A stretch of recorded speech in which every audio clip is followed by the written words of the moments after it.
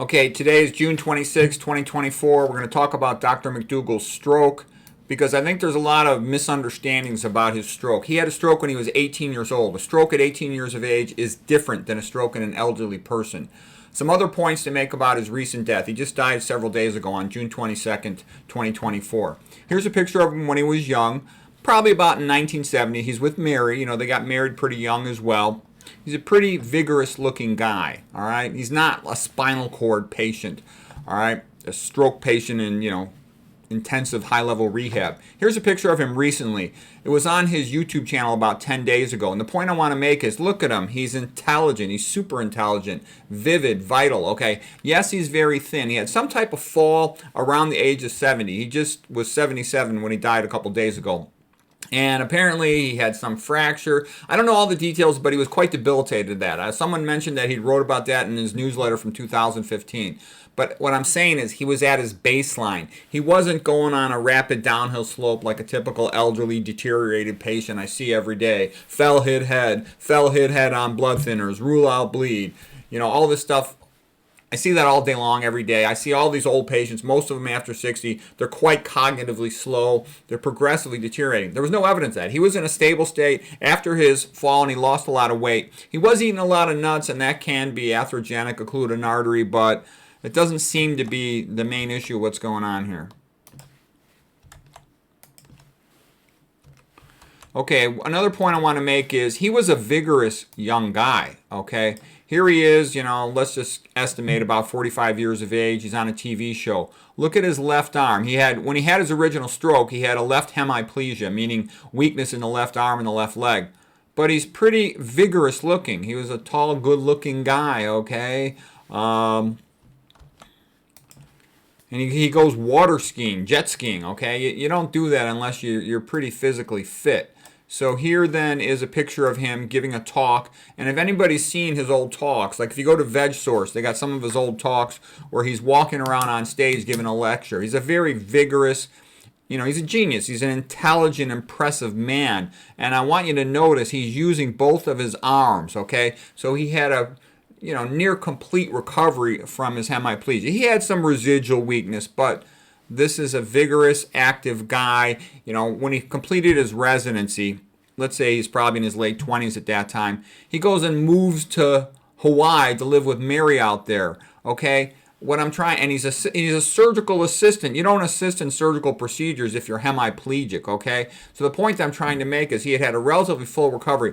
But I need to also explain some things about his stroke because I'm going to go into that in a moment. I'll show you some slides about brain arterial anatomy, so it'll all make sense. But let's say he's about 60 years of age here, looking quite good and vigorous and super with it, intelligent, obviously. Okay, so here is a picture of him with Mary. I'm just going to estimate this was when he's about 70.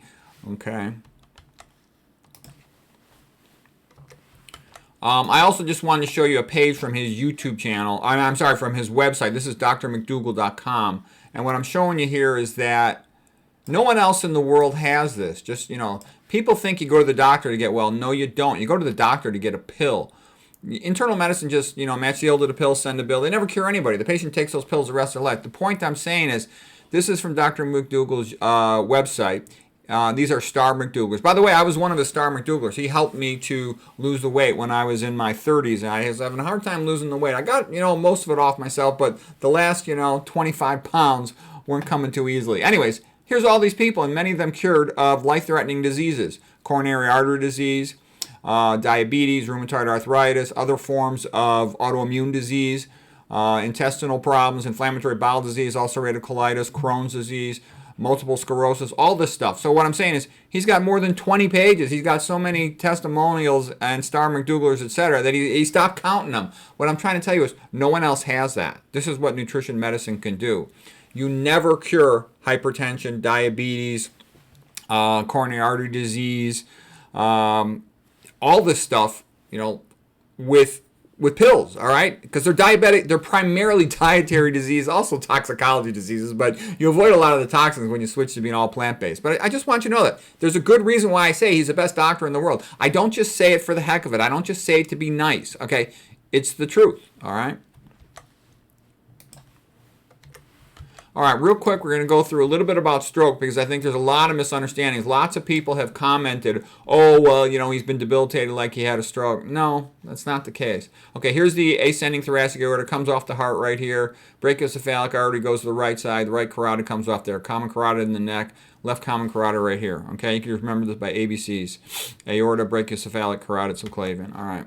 I made a previous lecture if anybody cares about, you know, how you can learn all this anatomy pretty quick if you want. All right, so here's the two main patterns of atherosclerosis. There's intracranial atherosclerosis, and that's also called Asian pattern of atherosclerosis, and especially referring to the Japanese in the 1960s when they're smoking tons of cigarettes and eating tons of salt, 12 grams or more a day. That causes hypertension, relatively isolated hypertension, and that's associated with intracranial atherosclerosis. For persons eating high-fat diets, they get a Western pattern of atherosclerosis, most typically in the coronary arteries, also in the Johnson, and in the internal carotid artery at its origin in the neck. Okay, that's classic Western atherosclerosis. I see that all day long, every day. All right, when a person has high blood pressure, the blood pressure comes up and hits the bifurcation. Here's the common carotid artery in the neck. External carotid artery goes to the face. I've shown you the thumb trick, you know. Basically, the way it works is your fingers are going to the face, external carotid artery branches. Your thumb is just going up deep into your brain. So this is the thumb, no branches.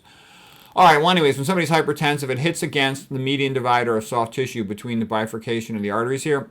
You get excessive turbulent flow, retrograde eddy currents, and that'll cause plaque formation, which is really a clot on this area in the internal carotid artery at its origin. The reason is excessive turbulent flow and retrograde eddy currents in excess are sensed by the arterial lining, the endothelium, as vascular injury. So they shed their antithrombotic glycocalyx and expose relatively thrombotic molecules, you know, things like VCAM, vascular cell adhesion molecule. Anyway, so here's the internal carotid artery. When you form clots up here, these will sometimes break off and cause strokes. Usually these are smaller strokes coming off the carotid, like little TIAs, transient ischemic attacks, but they can be bigger strokes. But anyways, I'm telling you, this is garden variety stroke in older people. I don't think that's what he had, okay? I think he had a dissection either of his carotid artery or his vertebral artery, because that's what strokes almost always are in young men of his age.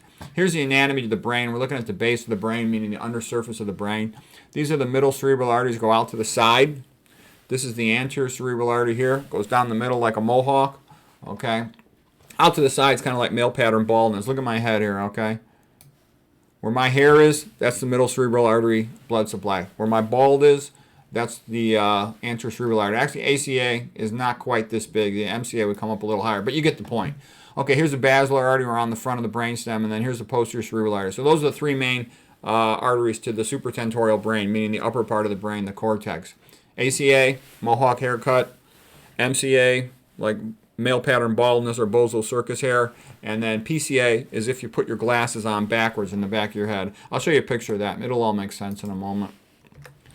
Okay, here's a magnetic resonance arteriogram. We usually abbreviate these MRA. And again, it's kind of like a compressed axial submental vertex view, transverse view. And the bottom line is this. Going out to the side is the MCAs, middle cerebral arteries. Going right down the middle, that's the ACA, anterior cerebral artery. And then coming in the back here is the PCA. Okay, and that comes off the basilar. I'm just showing you this anatomy to make sense out of strokes. You don't need to know all this in detail. I just want you to have a general idea. It's all going to make sense in a moment. This is what I meant by the vascular territories. ACA is like a mohawk haircut, anterior cerebral artery. MCA is like male pattern baldness or bozo's hair. PCA, posterior cerebral artery, goes to the occipital lobes, visual cortex, and that's as if you had your glasses on backwards, which correlates with vision. Okay. This is just showing the brain. The cerebral convexities are convex on the outer surface. MCA goes to this area like we just said. ACA goes right down the middle, anterior cerebral artery like mohawk land. Okay. And one of the points I'm going to make is the blood supply to the brain is like a Goldilocks balance. You could also refer to this as being the Aristotle's golden mean, but the Goldilocks means you want your pressure high enough to get blood to the top of your brain, but not so high that it injures the artery and causes a stroke.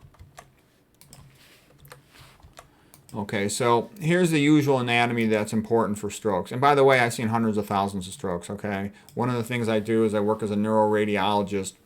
I was an imaging-guided surgeon, and then I became a neuroradiologist. That's my conventional medical background.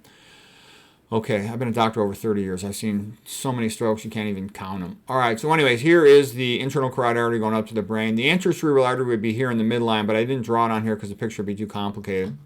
And when people think of stroke, what they most often think of is an MCA stroke, middle cerebral artery stroke. You can get hypertension-related lacunar infarctions. Usually they injure these arteries right here called the lenticulostriae. It's going into the basal ganglia region. That's a super common type of stroke. See them every single day. Okay, this right here is along the cerebral convexities. And typically when you talk about a big stroke, there'll be like an embolism from the heart, and that will block this artery off, and you'll get a big stroke in the MCA territory. Little pieces of clot breaking off from the common carotid, the internal carotid artery origin, like I just showed you, those will cause tiny strokes, and typically in this territory here. What I meant by the Goldilocks balance was that if the pressure is too high, it causes injury to these arteries and causes atherosclerosis in these arteries, and you'll get these gradual, small, deep white matter strokes. If the pressure is too low, you can get the same type of thing. And by the way, these are all old people strokes. I don't think Mcdougall had this type of stroke. I think he had a dissection, which I'll explain in just a moment. But I just want you to see it. Here's a normal looking brain. This is a tight brain. We say tight meaning that the brain's up tight against the inner part of the skull. It's not atrophied. It is not a shrunken brain. You can barely see the cell side, just tiny amounts of cerebral spinal fluid in there. This is a sequence called a flare sequence, and it's really, just know that it's a flare sequence. It's like a T2 sequence. And you see how the cerebral spinal fluid is also dark. So here's the cerebral spinal fluid along the convexities. We usually call it CSF. All right, well, anyways, these are normal-sized ventricles. This is a normal-looking young brain. Here is a very typical-looking brain, let's say, of an 85-year-old. There's a whole bunch of abnormal, all this bright stuff, white stuff, are small strokes. This is the deep white matter, meaning it's the myelinated fibers. The cerebral cortex is like a ribbon. It traces the outer convexities of the skull. It's called the gray matter ribbon.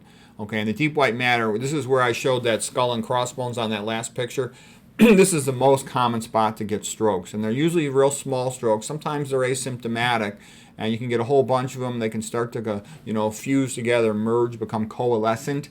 Okay, and this is a typical old person who's getting mentally slower and slower, physically and mentally slower and slower. Okay, these are the typical fell, hit head, rule out, bleed. They just start falling more and more often, then they die. That's a typical thing. When a patient starts falling like this, they're usually dead in a couple of years. Okay, this was the whole Jack Delatorre theory of vascular cause of dementia. You tie off the artery in the carotid, tie off the carotid artery in the neck of a mouse, and 2 months later, middle-aged and older mice were demented. But again, this is a gradual process. The reason I'm showing you this is to tell you Mcdougall looked great just a couple weeks ago.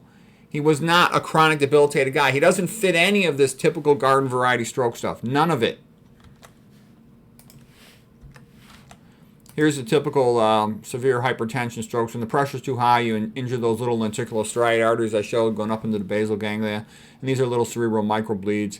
When they're in the periphery, they'll sometimes associate those with so-called Alzheimer's disease. And this is a variant called cerebral amyloid angiopathy. It's often just called amyloid angiopathy. And me personally, after studying it quite a bit, I think it is strongly associated with hypertension. All right, here's a big intraparenchymal bleed from hypertension. These are rare. I hardly ever see these. I'll see thousands of these for every time I see one of these. Thousands of these old cerebral microbleeds compared to seeing, a frank intraparenchymal large macroscopic hemorrhage. Okay, these are rare. These little white spots here in the globus pallidi, the central part of the basal ganglia, those are just incidental calcifications. Okay, I don't think they're a good thing, but I'm telling you, you see those all day long every day. I even see them in patients in their 30s. Okay, so now what I wanted to get at was there's another type of stroke which we haven't really talked about yet. We'll talk about it now. It's a dissection. Oh, by the way, this skull and crossbones meant that if you overtreat hypertension, you don't get enough blood to this area because there's very poor collateral flow to the deep white matter. At the level of the ventricles, it's called corona radiata. Above the ventricles, it's called centrum semiovale. And this is the most common spot. This is where all those white spots were in that theoretical 85-year-old brain I just showed you a moment ago. And so I think you got to be careful. You need a Goldilocks balance. That's why you want to optimize your diet so your blood pressure is managed by your own body rather than by a pill. If the pressure's too high, you injure these arteries, you get those little hemorrhagic lacunar infarctions in here in what is called the basal ganglia, these deep nuclei, the cell bodies centrally. Cell bodies make the brain tissue on gross inspection gray, as in gray matter, because you got about 4 times more blood flow than you do to the white matter. So this gray matter ribbon is traced around. Cortex means bark, like the bark of a tree. So if you saw a tree stump cut, you see the darker bark around the periphery. That's what the brain looks like at gross anatomy. Gray matter ribbon, relatively dense tissue, and the deep gray matter nuclei, perhaps the equivalent of a cerebral cortex in primitive animals, in the basal ganglia deep here. Okay. So anyways, pressure too high, you injure the arteries, cause atherosclerosis, like we showed you for Japanese, Asian atherosclerosis. Pressure too low because you overtreat your hypertension, you stroke out this area. You also stroke it out eventually from just chronic atherosclerosis from hypertension or diabetes. Here's a classic stroke. Like when people talk about a stroke, they're often referring to a dramatic event. Could Dr. Mcdougall have this? Yes, maybe, but I strongly doubt it. The reason is, usually a person with atrial fibrillation have chronic atherosclerosis, okay? And they'll form a clot in the atrial appendage of the left atrium, and then they'll toss the clot up to the brain. It'll occlude the middle cerebral artery. Here's a CT angiogram of an acute stroke, and you can see there's a focal occlusion in the right middle cerebral artery. And so this area is all going to be hypoperfused. The normal middle cerebral artery, this is the first part of it, so it's called the M1 MCA, is intact here, and it continues in the M2, M3, M4 MCAs, and you got nice perfusion here. This brain is in trouble over here because you've occluded this artery, and so now you're not going to perfuse these areas so well. Okay, I'll show you the next picture. It'll make more sense. But this is a typical acute massive stroke. So here's an acute massive stroke where an embolus was tossed from the left atrium, left atrial appendage with AFib. It's occluded the right M1 MCA, and you can see there's a total absence of vessels over here. This is an acute emergency. These patients typically are hemiplegic on the other side of the body, so on the left side of the body.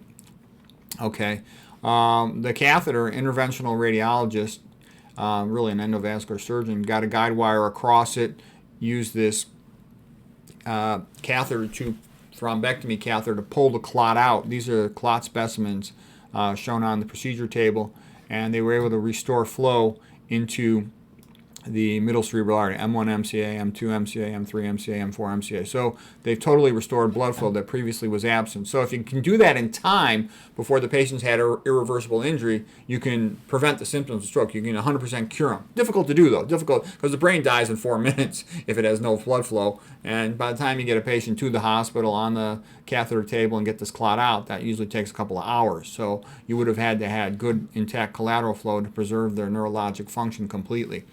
So anyways, what I'm saying is you can form a dissection in the neck. You can get it from a massage. You know, I wouldn't let anybody ever massage my neck. I wouldn't let a chiropractor do manipulation of the neck. You know, they might be fine for lower back and stuff, but I wouldn't touch my neck. I worked at a stroke center for a while, and we'd get referrals of patients, young people, for strokes, and most commonly in a young person, the stroke was a dissection of the carotid artery or the vertebral artery. So this will be sort of a classic large stroke. I don't think he had a big, large stroke, because if he did, he'd be more debilitated. You know, he'd be, plegic the rest of his life. He wouldn't have he'd be unlikely to have such a fantastic recovery. All right, and I just want to show you too another pattern of stroke here. I'm going to show you common patterns of stroke. Like, where do people get dissections? People often get dissections at the skull base in the carotid artery. So like right about here, where the internal carotid artery enters the brain, they'll get a dissection. They'll get them right at the origin as well, the internal carotid artery. They can get dissections of the vertebral artery, often near the skull here. I'll see them. And then this can lead to formation of a small clot. The clot can then embolize distally. That means move distally into the brain and occlude an artery in the brain and have a stroke. So the point I'm saying is dissections are sometimes spontaneous. Most often they're post-traumatic in some way, and they heal usually completely, and they're not an ongoing atherosclerosis. They're not like accumulation of atherosclerosis. They're a one-time event. So I think that's what Mcdougall by far most likely had when he was 18 years old. So he was not chronically debilitated. I want to make that point. It looks to me like he died suddenly. I don't have all the information yet, and the family has declined an autopsy, but what I'm saying is it looks like he died from a sudden event, okay, as far as I know at this time. And the reason for this talk was just to make it clear. He did not have what looked like a dissection of the basovertebral system. He did not have what seems, to be a large MCA stroke. Most common big stroke is in the MCA. Okay, I just want to real quick give you another thing that'll stroke out the posterior circulation. Normally people have a relatively robust basilar artery, which then is the main blood supply to the posterior cerebral artery, the PCA. And you'll have small, sometimes not even visible, posterior communicating arteries that connect the anterior circulation, meaning from the carotid, with the posterior circulation, meaning from the vertebral arteries and the basilar artery. Some people get a normal variant whereby they've got a small basilar artery because this fetal embryology anatomy of having big posterior communicators connecting the anterior to the posterior circulation leads to the PCOM supplying the occipital lobe, and thus you don't need to develop a basilar, so they get a really small hypoplastic basilar. So this is congenital persistent fetal type PCOM PCAs, big anterior circulation supply of the occipital lobe such that there's no reason to develop a fully developed basilar. And so because it's small, congenitally small, hypoplastic, you'll sometimes stroke this area. But again, there's no reason to think he had that. I'm just explaining the type of strokes. You could also get strokes from hyperthrombotic conditions. Hyperthrombotic conditions would be something like sickle cell anemia. That person can have a stroke as a teenager, but it's not from high fat accumulation of atherosclerosis, because it had also been brought up maybe he stroked because he was, after he'd had his fall around 70 years of age, he lost so much weight and he was debilitated, a little bit debilitated. He tried to gain weight by eating nuts, which to me sounded a little bit strange, but maybe that had something to do with it. But I doubt it. He's a little too vigorous and he's too smart. He knows a lot about atherosclerosis, does not push his luck with that, I would expect. Okay, so anyways, what I'm saying is if you have a hypoplastic, congenitally hypoplastic basilar, you'll sometimes stroke the basilar because even a tiny amount of mural atherosclerosis along the wall can occlude the pontine perforators, okay? So here's a paper just talking about the increased risk of brainstem and cerebellum stroke in people with congenitally hypoplastic vertebrobasilar systems due to persistent fetal PCOMs that are quite large. And so with this real tiny, almost diminutive, you can't even see it on this patient, basilar artery, they'll get all these brainstem strokes. So here's a stroke in the pons of the brainstem, sort of in the middle cerebellar peduncle, a bunch of cerebellar strokes, pop, pop, pop, pop, pop, pop. Okay, so anyways, here's the absent basilar here, big honking PCOMs. So what I'm trying to say is all of these patterns of old person stroke, Mcdougall does not fit this picture. They're chronic, progressive, debilitating things. And a lot of these other diseases where a person chronically just goes down the tubes and wears out. There's no evidence Mcdougall had that. Mcdougall looked great just a couple weeks ago. When I say great, I mean he looked at his baseline as he had since he was about 70 after his fall. Okay, so there was nothing that we're aware of at this time to suggest a chronic deterioration. It seems more like he had a sudden death, and we don't know why at this point. So anyways, I hope that was helpful.